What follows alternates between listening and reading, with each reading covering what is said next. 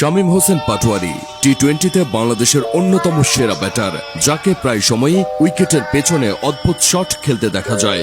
ঝোড়ো গতিতে রান তুলতেও তিনি বেশ পটু, যা বাংলাদেশে এ ধরনের ব্যাটসম্যান সচরাচর দেখা যায় না। তার ব্যাটিংয়ে মিস্টার 360 খ্যাত দক্ষিণ আফ্রিকান তারকা এবি ডিভিলিয়ার্সের প্রভাব স্পষ্ট।